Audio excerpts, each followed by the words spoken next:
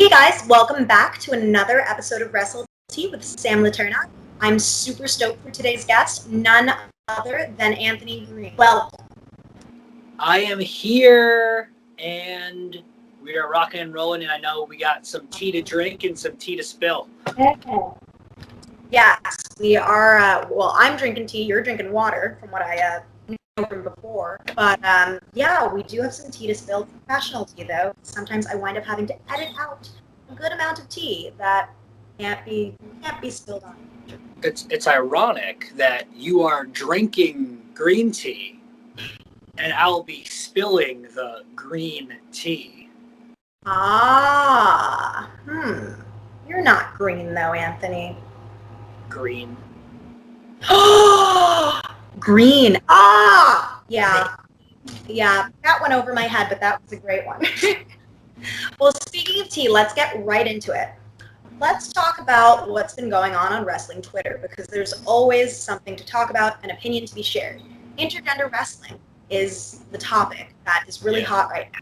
Everyone's giving their opinions on it. Some think that it's a positive thing, some think that it's a negative thing, particularly some wrestlers from the older generations. So as someone who's participated in an awful lot of intergender wrestling, what are your thoughts on the subgenre, and do you think it's right to critique? So I was kind of exposed to intergender wrestling, like even when I used to referee very early on, maybe like 2011-ish was probably the first time that I refed an intergender match. And it was like, it wasn't like big man versus small scrawny woman. It was like an equal rights, equal fights is the term. So I've always kind of been used to it, and I had my first intergender match like 2 years into wrestling myself, and it was a straight on like back and forth contest, not like story driven where I wasn't bumping around for the girl until the very end. It was very much, all right, we are equals, we are both professionally trained wrestlers, let's do this.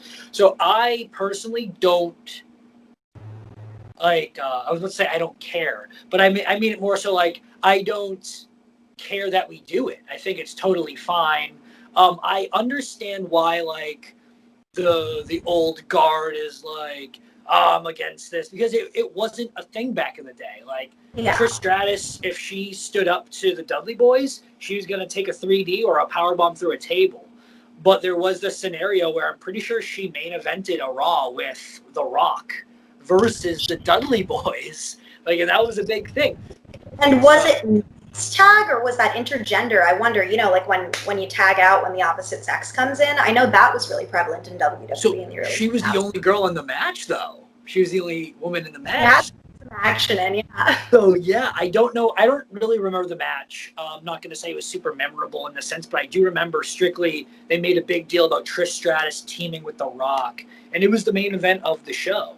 And if WWF or early WWE was cool with doing that then, I don't see why a man can't wrestle a woman. I understand maybe why it's not on national television, but I think for any lower independent or even major independent, I think like Beyond Wrestling and Limitless Wrestling have gained a huge following on their social medias and on YouTube because of intergender wrestling. And I think Beyond Wrestling has like one of the most viewed wrestling matches in history, just period. Most viewed on YouTube. Match with Janela, right? I believe that's one of them. Yeah, and then there's another one with like Chris Dickinson versus, I want to say, Addie Starr. Has like a bajillion views.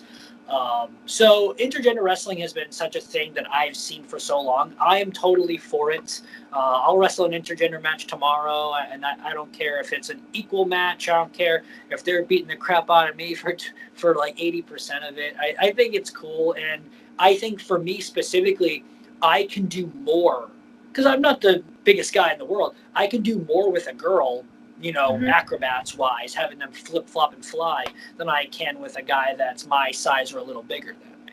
Absolutely. And I think that what it comes down to is ultimately trusting who you're working with and employing safety. And a lot of safety comes down to communicating in the ring and being able to, get from spot to spot safely, right? Yeah. And actually, maybe a cheap plug, I won't mention the person, but I recently heard someone put you over really hard being one of the best in-ring communicators in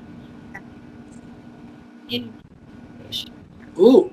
So how do you, I mean, it's no easy feat to be not only athletic, good on the mic, but also being able to communicate and how do you master that art?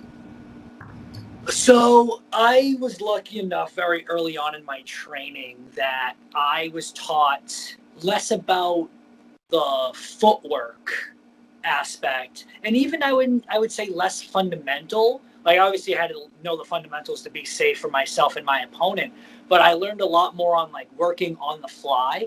And I would just have class matches where we'd go 30 minutes. And I'm not saying I was having amazing matches at class. There, a lot of them were probably pretty bad in like my first 2 years in, but I was just calling them in the ring, or my trainer would have us go and we would just call a 10-minute shine. So we'd just be in the ring and I'd just be calling 10 minutes worth of beginning stuff. And not all of it necessarily made the most sense or psychology wise, but now I had in my head 10 minutes worth of content that if I get lost or if I need something, oh, I can do this. I know this will work every time. So I think working on the fly at Spike Dudley's school helped me a ton. And then switching over to the New England Pro Wrestling Academy, I learned my footwork, my fundamentals, the when and the why. And I think those two schools combined, having such of like an elite training, I think it just made me want to be a better worker per se. I've never really been the character up until 2 years ago. I was always just kind of generic Anthony Greene, and the only thing I had going for me was my in-ring work, and that's why I got booked at all. I think was I was fundamentally sound. I knew psychology. I knew how to work per se, and I think as I go on this tangent, I always felt like because of New England, it was the Warbeard Hansons, the Tommaso Ciampas, Matt Taven, Donovan Dijak, Brian Fury, all these guys, Biff Busick, Oney Lorcan, however you know him as in, like John Walters is a huge, a guy I'm a big fan of from his Ring of Honor stuff in like the mid 2000s. Those guys were the ultimate like workers. Some of those guys I named weren't the most charismatic guys, charismatic guys in wrestling, but their fundamentals were so good that a guy like Warbeard Hansen or Ivar, he was just the brand new bad Todd Hansen, and then created this Warbeard character, which now became a Viking, and his in ring is the exact same, but just the switch, it just got, moved a little bit, got turned a little bit, and now he's this extraordinary character. Same thing with a guy like Oney Lorcan or Biff Busick. Biff Busick was just, white meat baby face. I'm gonna wrestle you hard. And now it's like now he's a TV character. He does the thing with Martin Stone. I was gonna use his real name. How dare I? But Martin Stone or Danny Burch is what he goes by in NXT. So like they have their good thing going on. Dijak is another great example, and same with Matt Taven. Cool. And something that I've been thinking of recently because of all of these like closed tapings without fans, when you have fans around, it's kind of easier to communicate in the ring too, but when it's like dead air and you're just doing a taping, that's like a whole nother layer of like thought that you have to, go through in the ring, right? Like, yeah, imagine the camera right in your face in every single move. But speaking of that, COVID has changed a lot of the way we wrestle, the way the fans interact, blah, blah, blah, or rather the way you wrestle and the way the fans interact. Do you think that the cinematic era is here to stay, or do you think that once, live crowds can go back to normal, that there won't be such, over-the-top concepts going on, national television? Yeah, so I love the cinematic matches. They're different, and as long as if there's a card of 7 matches, as long as 7 of them aren't cinematic and there's just one cinematic match on every show, I think they have a place in wrestling till the end of time at this point. I think they're really cool. They're different, unique. You can do so much more. A lot of people So the Boneyard match got such good high praises, Yeah. but like the Swamp match did not get high praises, as I see the look on your face. But I'm okay with it because it was the one, maybe not have it be the main event, but that was the one different thing than everything else on the entire show. So why not have a little bit of, difference compared to everything else? If every match is going to be headlock, shoot off, tackle, hip toss, whatever the deal be, why not have a character like Bray Wyatt more emphasize the character more in such a unique character-based match instead of just having them in the four-sided ring with the 3 ropes in front of all the people from the performance center.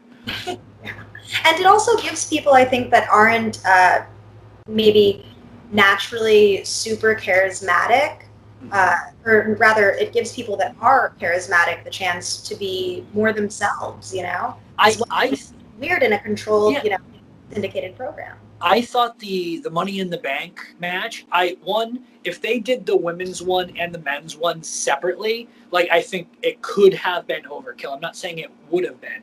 But the fact that they did them both at the same time, it's just constant chaos. It was like crash and burn everywhere. Like fun skits. There's a guy dressed as Doink the Clown. Brother Love made an appearance. Like it showed what we as fans think of. If you remember the old like Attitude Era commercial when Steve Austin's walking through Titan Tower, it's like, oh man, Kane's throwing this guy through a window. It kept the illusion that the Titan Towers in Stamford, Connecticut is just this wild, crazy place all the time. You're going to see people in the gym like doing weird things. Doink the Clown's going to be in the bathroom. It just kept the aura of what like WWE has been for the past 30, 40 so years. Like it's still the same thing. If you could never wrestle in front of a live audience again, yes, would you still pursue professional wrestling? Absolutely, 100%.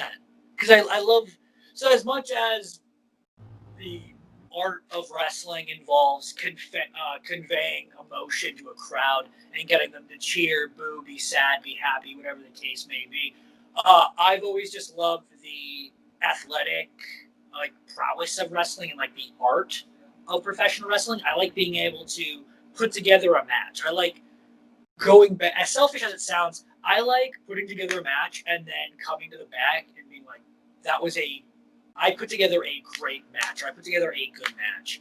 But with that comes the way my brain works. I have never in my life had the perfect match. I think the second I think I have the perfect match is when I should stop wrestling. Because I either think I'm too good, I have too much of an ego, or I actually somehow pulled it off, which I think is impossible because Shawn Michaels can't wrestle Shawn Michaels. So the perfect match can never happen. Until that day comes, until I have the perfect match, I will continue to wrestle, whether it's in front of 3 cameras, fake studio audience, LED screens, no audience at all, a real crowd, whatever it is. I'll wrestle until either the perfect match or until I just can't do it anymore, or until I'm rich and famous and I don't need. One or the other. It's good that you stay so humble because you're tremendously talented, and so many people in the industry speak so highly of you, which I think is rare. We have good people and bad people in any industry. So to be one of the good ones, I think, is high praise, especially in wrestling. I have one last question for you, Anthony. Okay. Moving forward, okay, I know you're not so independent.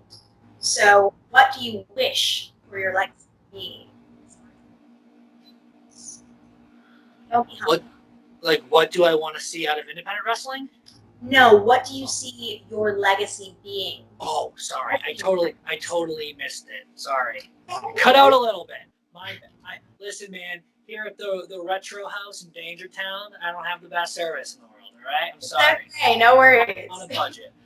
My legacy, if I could truly, and I've said this to people in the past, I think I have a couple different goals. I think locally in like the New England area, I want my legacy to be that I helped as many people as possible.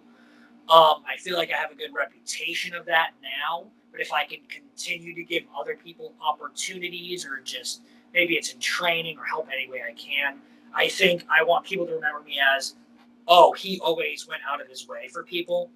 Recently, I was just talking to someone, and they said about me that anytime someone brings me up, it's always good. Thank goodness. It's always like, oh yeah, he's a great guy, or I would go out of my way for Anthony. So I would like to keep that, because I feel like I would go out of my way for anybody, and I feel that, like, if I am able to do something big in professional wrestling, it's not just a win for me. I truly feel like I've been so ingrained in New England wrestling. I think it's a win for New England as well. Like, when I signed with Evolve, uh, I got a ton of messages and congratulations, and I felt like New England won that battle. It wasn't just a me thing; it was a New England thing.